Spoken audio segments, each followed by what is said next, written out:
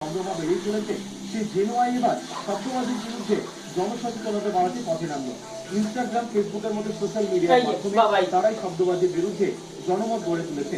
পালন উৎসবের আনন্দে যে শব্দ ছাড়া ভরপুর দেওয়া যায় তা রঙিন ফানুস উড়িয়ে একবার চোখে আঙুল দিয়ে দেখিয়ে দিয়েছে তারা।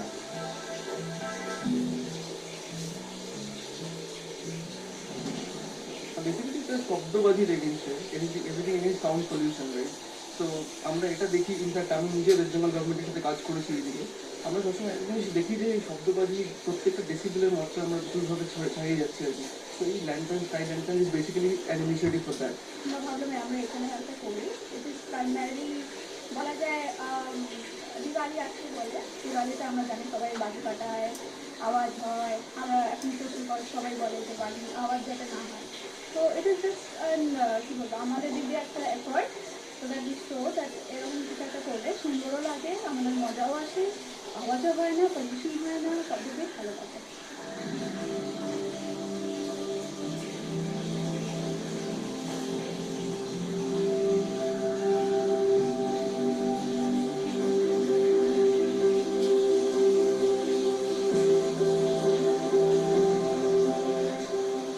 বেশ কয়েক বছর ধরে শব্দবাজির উৎপাদ কমাতে তৎপর হয়েছে দূষণ নিয়ন্ত্রণ পর্ষদ।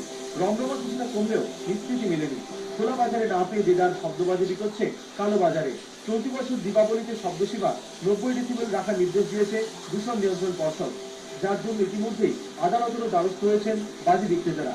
কিন্তু যদি ক্রেতারাই শব্দবাজির থেকে মুখ ফেরায় তাহলে এই কালো বাজারই একদিন বন্ধ হবে, মত ওয়াকিবহাল মহলে।